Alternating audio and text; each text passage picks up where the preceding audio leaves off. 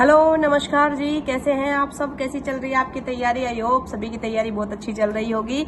और first grade exam तो अब आ ही गया है, ज़्यादा टाइम बचा नहीं है, पर एक बार वीडियो को आप सरसरी तौर पे देख लें। और समस्या ये है कि 2 दिन से वीडियो रिकॉर्ड करी है लेकिन वीडियो में आवाज़ नहीं आती, तो इस वजह से वीडियो नहीं डाल पाई पीवाई। क्योंकि आज भक्ति काल के 30 क्वेश्चन करे हैं पढ़ने इस वीडियो के अंदर, तो शुरू से लेके एंड तक देखे। ज़्यादा बड़ी वीडियो नहीं बनाई, छोटी बनाई है कि एक बार टेस्ट करके देख ले में कि ठीक से वीडियो बनी है कि नहीं, आज भी आवाज़ का इशू तो नहीं है इस वजह से। और बाकी ये पढ़ाई करते रहिए और बताइए मुझे कमेंट करके कि आपको और किस अन्य टॉपिक पे वीडियो चाहिए पीवाई, क्योंकि है ना।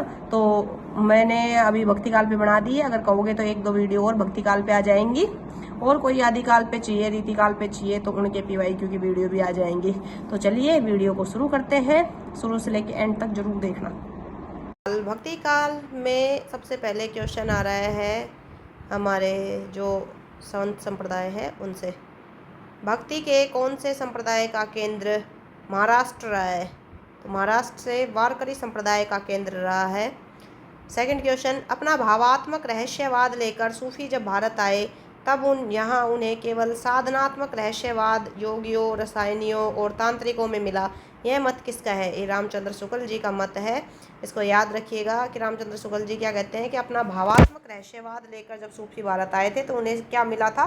केवल साधनात्मक रहस्यवाद था, जो वो भी योगियों में, रसायनियों में और तांत्रिकों में मिला था, है ना। तो भावात्मक रहस्यवाद कौन लेके आए? सूफी लेके आए थे। थर्ड, मध्यकालीन सांस्कृतिक परिवेश विषयक इन कथनों में से नितांत असंगत कथन है। तो देखिए हमें बताना है कि जो मध्यकालीन परिवेश था उसमें से जो असंगत कथन है वो कल्याणकारी शक्तियों को व्यक्तित्व प्रदान करके उन्हें मानवीय इच्छा, उद्देश्यों, विचारों तथा संवेदनाओं से संपन्न तथा भावापन मान लिया गया। कृच्छ साधनाओं के प्रवेश से धर्माचार के नाम पर अनाचार, मिथ्याचार, व्यभिचार तक पलने लगा। इस काल में पूर्ववर्ती धर्म साधनाएं पूर्णतः लुप्त होकर उनके स्थान पर नवीन धर्म साधनाओं की स्थापना हुई। ऐसा कभी नहीं हुआ है कि कोई चीज़ पूर्णतः लुप्त हो जाए एकदम से और फिर उसके स्थान पे नई कोई चीज़ आ जाए, है ना। तो वहाँ उस टाइम भी ऐसा ही था कि पूर्ववर्ती जो धर्म साधनाएं थी वो पूर्णतः लुप्त नहीं हुई थी, वह धीरे धीरे लुप्त हो रही थी, उनके स्थान नई धर्म साधनाएं ले रही थी। लेकिन पूर्णतः शब्द लगते ही ये सेंटेंस गलत हो गया। इस काल में आत्मरक्षा की वृत्ति ने मनुष्य को देवाराधन की ओर प्रवृत्त किया। बिल्कुल सही बात है। अगला क्वेश्चन है, निर्गुण मतवादी संतों की वाणियों को संपूर्णतः भारतीय मानते हुए बौद्ध धर्म के अंतिम सिद्धों और नाथपंथी योगियों के पदादि से उनका सीधा संबंध किस विद्वान ने माना है? तो ये हजारी प्रसाद द्विवेदी जी मानते हैं। जो निर्गुण संत थे उनको बौद्ध धर्म से एक तरीके से मान सकते हैं कि बौद्ध धर्म के जो अंतिम सिद्धनाथ योगी थे उनसे संबंध माना है। भक्ति काल के आंदोलन की जो लहर दक्षिण से आई उसी ने उत्तर भारत की परिस्थिति के अनुरूप हिंदू मुसलमान दोनों के लिए एक सामान्य भक्ति मार्ग की कुछ भी भावना कुछ लोगों में जगाई। तो ये बहुत फेमस कथन है कि भक्ति जो थी वो कहाँ से आई, उसका आंदोलन कहाँ से हुआ? दक्षिण से आया। तो ये रामचंद्र शुक्ल जी ने कहा। निर्गुण पंथ के संतों के संबंध में अच्छी तरह समझ रखना चाहिए कि उनमें कोई दार्शनिक व्यवस्था दिखाने का प्रयत्न व्यर्थ है। निर्गुण भक्ति की दार्शनिक पृष्ठभूमि के विषय में यह कथन किसका है? ये रामचंद्र शुक्ल जी का है कि भाई निर्गुण पंथ के जो संत थे उनके बारे में आप एक बात अच्छे से समझ लो कि दार्शनिक व्यवस्था दिखाने का जो प्रयत्न था वो एकदम व्यर्थ है, ठीक है। निम्बार्क संप्रदाय के बारे में गलत कथन है। तो निम्बार्क संप्रदाय की सबसे बड़ी जो गद्दी है वो जयपुर के गलता तीर्थ में है। तो यही कथन क्या हो गया? गलत हो गया। इसमें राधा कृष्ण की युगल उपासना का विधान है। निम्बार्क संप्रदाय के एक प्रमुख कवि का नाम श्री भट्ट है और इस संप्रदाय का दार्शनिक सिद्धांत द्वैत अद्वैत है। तो आप मुझे बताइए निम्बार्क संप्रदाय की जो बड़ी गद्दी है वो कहाँ पे है? ठीक है, ये तो मुझे लगता है सबको ही पता होगा, तो कमेंट करना। वल्लभाचार्य भक्तिकालीन 4 प्रमुख संप्रदायों में से किसके अनुयायी थे? तो आप ये संप्रदाय हैं और उनके जो प्रवर्तक हुए हैं उनको याद कर लेना, और अनुयायी जो मोटे मोटे अनुयायी हुए हैं उनको याद कर लेना, ठीक है। तो ये रुद्र संप्रदाय के थे। राधा वल्लभ संप्रदाय के संबंध में गलत कथन कौन सा है? कवियों ने राधा कृष्ण की कुंज क्रीड़ा और सुख विलास का ही मधुर और ललित चित्रण किया है। तो ये राधा वल्लभ संप्रदाय के अंदर है, ये सही बात है। इसमें कर्म और ज्ञान मार्ग की स्पष्टता प्रतिष्ठा करते हुए प्रेम भक्ति का प्रतिपादन किया है, ये गलत है। इसमें है ना कर्म और ज्ञान मार्ग की स्पष्टता नहीं की और इसकी प्रतिष्ठा नहीं है, उसमें प्रेम भक्ति का प्रतिपादन है, ये बात सही है।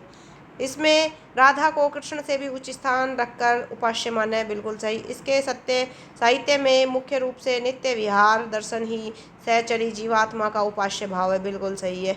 रामानुजाचार्य किस परंपरा से संबंधित माने जाते हैं? ये आलवार परंपरा से संबंधित माने जाते हैं। राजस्थान के भक्ति आंदोलन के अंतर्गत संत सूफा का संबंध किस स्थान से है? गागरोनगढ़ से, सबको पता है, वहाँ के युवराज थे और राजा थे। उसके बाद में इन्होंने सन्यासी बन गए थे अपनी रानी के साथ, है ना। हरिदासी संप्रदाय विषयक असंगत कथन बताना है। इस संप्रदाय में निकुंज बिहारी श्री कृष्ण सर्वोपरि है, बिल्कुल सही। इसमें प्रेम को नित्य माना है, बिल्कुल सही है। यह संप्रदाय राधा वल्लभ संप्रदाय की एक शाखा के रूप में स्वीकार किया जाता है, नहीं, ये बात गलत है। इसे सती संप्रदाय भी के नाम से भी जाना जाता है, ये बात सही है। रामानंदी गलता गद्दी के संस्थापक माने जाते हैं। तो कृष्णदास त्यागी थे, वो रामानंदी जो गलता पे गद्दी है उनके प्रवर्तक माने जाते हैं। सामाजिक समरसता के क्षेत्र में निर्गुण संत कवियों के योगदान का विरोधी कथन कौन सा है? सामाजिक स्तर पर व्याप्त पाखंडों अंधविश्वासों का मंडन करना, है ना। मंडन नहीं किया इन्होंने, क्या किया था? खंडन किया था। तो मंडन आने से ये गलत हो गए सेंटेंस। एक वैचारिक क्रांति के द्वारा रूढ़िवादिता पर गहरा प्रहार करना, बिल्कुल सही। और चरित्र विकास के लिए आश्रित सत्य को जीवन निर्माण की कसौटी मानना, इनकी वाणी का प्रभाव समाज के निम्न वर्ग के साथ उच्च वर्ग से भी पड़ना, ये सारी बात सही है। राजस्थान में भक्ति आंदोलन की योगदान देने वाले निर्गुण पंथियों में से किस कवि को समुचित शिक्षा मिली थी? वे काव्य कला की रीति आदि से अच्छी तरह परिचित थे। कौन थे? सुंदरदास जी थे। सबसे संतों में सबसे ज्यादा पढ़े लिखे थे सुंदरदास जी। सामाजिक समरसता के क्षेत्र में रामानंद के अवदान के विषय में असंगत कथन बताना है। साधना का ऐसा भव्य और विशाल मंदिर निर्मित करना जिनके द्वार सबके लिए उन्मुक्त हो, बिल्कुल सही। तीर्थ यात्रा, मूर्ति पूजा और उपासना के बाह्य साधनों का समान महत्व देना। देखिए ये सब चीजें के लिए जो बाह्य साधना के लिए महत्व नहीं दिया था रामानंद जी ने, ठीक है। भक्ति के प्रचार के साथ साथ ही ज्ञानवर्ती जो प्रेमी थे, ज्ञानवर्ती प्रेमियों को ज्ञान मार्ग का उपदेश दिया था उन्होंने। भक्ति का तो किया ही था, और ज्ञानवर्ती प्रेमियों को जो निर्गुण संत धारा में बाद में जाके बदली, जैसे कबीर रामानंद जी के ही वो माने जाते हैं ना शिष्य, उसमें तो इन्होंने ज्ञान मार्ग का उपदेश दिया कि भाई जिसको सगुण भक्ति करनी हो सगुण करे, जिसको निर्गुण करनी हो निर्गुण करे। सामाजिक हीनता या असमर्थता की भावना को समूल नष्ट करना, ये बात भी सही है। सामाजिक हीनता की और असमर्थता की भावना को समूल नष्ट करना इनका उद्देश्य था कहीं ना कहीं। आचार्य रामचंद्र शुक्ल के अनुसार रैदास के पद किस नाम से संकलित है? वाणी से संकलित है रैदास के पद। संत दादू दयाल के वे शिष्य कौन थे जिनके बारे में माना जाता है कि उन्होंने अंगवधू नाम से अपने गुरु की वाणियों को संकलित किया? तो रज्जब जी थे। सर्वधर्म समन्वय के लिए जिस मजबूत आधार की जरूरत होती है वह कबीर के पदों में सर्वत्र पाई जाती है। उपयुक्त कथन किसका है? तो ये उपयुक्त कथन हजारी प्रसाद द्विवेदी जी का है, ठीक है। द्विवेदी जी ने सर्वधर्म समन्वय की बात कबीर के लिए कहा है कि कबीर के पदों में सर्वधर्म समन्वय की बात बताई है। लेकिन रामचंद्र शुक्ल किस में मानते हैं ये चीज़? तुलसीदास में मानते हैं। कबीर के बारे में असंगत कथन है। संदेशों की अभिव्यक्ति के लिए उन्हें काव्य को माध्यम बनाना पड़ा। हाँ, उनके काव्य में बुद्धि तत्व की प्रधानता है, किंतु वह शुष्क या नीरस नहीं है। शास्त्रीय ज्ञान के अभाव व निरक्षर होने के कारण कबीर की अभिव्यंजना शैली बहुत कमजोर थी। नहीं भाई, उनको शास्त्रीय ज्ञान भला ही ना हो या निरक्षर हो, पढ़े लिखे नहीं हो, लेकिन उनकी अभिव्यंजना शैली बहुत ही जोरदार थी, तो ये कथन गलत हो जाएगा। कबीर सामान्य अक्षर ज्ञान से रहित थे। हाँ, कबीर खुद ही कहते हैं कि भाई वो पढ़े लिखे नहीं थे, तो सामान्य अक्षर ज्ञान से रहित थे। हिंदी के किसी भी प्रेम आख्यान को शुद्ध पौराणिक और शुद्ध ऐतिहासिक नहीं कहा जा सकता। प्रेम आख्यान में उपयुक्त कथानक रूढ़ियों का मूल स्रोत पूर्ववर्ती भारतीय साहित्य है। प्रेम आख्यान के पात्र दो श्रेणियों के हैं, मानवीय और मानवेतर। जो एक तो मानव है श्रेणियों में, वही जो उनके पात्र है उनमें, और दूसरे मानव इतर, जैसे तोता हो गया, है ना, कौवा वगैरह, पक्षी वगैरह कुछ हो गए, तो ये मानव के जो इतर है वो हो गए। तो इनमें तीनों कथन सही है कि भाई वो शुद्ध ना तो पौराणिक है ना ही ऐतिहासिक है, उनमें थोड़ा थोड़ा मिक्सचर है एक तरीके से। और उनका जो रूढ़ियाँ थी, जो भी कथानक हुए, उनकी कथा हुई है, वो क्या है, पूर्ववर्ती जो भारतीय कहानियाँ थी उसके ऊपर सारे ये प्रेम आख्यान लिखे गए हैं। चौथे प्रकार का वह प्रेम है जो गुण, श्रवण, चित्र दर्शन, स्वप्न दर्शन आदि से बैठे बिठाए उत्पन्न होता है और नायक नायिका को संयोग के लिए प्रयत्नवान करता है जायसी ने पद्मावत में जिस प्रेम का वर्णन किया वह चौथे ढंग का है। यह कथन किसका है? रामचंद्र शुक्ल का कथन है, इंपॉर्टेंट है। सब संप्रदायों के कृष्ण भक्त भागवत में वर्णित कृष्ण की ब्रज लीला को ही लेकर चले, क्योंकि उन्होंने अपनी प्रेम लक्षणा भक्ति के लिए कृष्ण का मधुर रूप ही पर्याप्त समझा। कृष्ण भक्ति साहित्य के विषय में यह कथन किसका है? यह भी रामचंद्र शुक्ल जी का है, ध्यान रखिएगा। कुतुबन और उनके काव्य के बारे में कौन सा कथन गलत है? कुतुबन जौनपुर से संबंधित है, सही बात है। मृगावती काव्य के कथानायक राजकुमार जिस सुंदरी को राक्षस से बचाता है उससे विवाह के प्रस्ताव को ठुकरा देता है। नहीं, उससे विवाह के प्रस्ताव को ठुकराता नहीं है, ये कथन गलत है। कथा के अंत में नायक आखेट के समय हाथी से गिरकर मर जाता है और कुतुबन चिश्ती वंश के शेख बुरहान के शिष्य थे, बिल्कुल सही बात है, ये सारे कथन सही है। मंजन कृत मधुमालती किस शैली में लिखी गई है? दोहा चौपाई शैली में लिखी गई है। इनकी कविता में भक्ति श्रृंगार दोनों का सम्मिलन स्वाभाविक है, परंतु मीरा का श्रृंगार लौकिक नहीं अलौकिक है।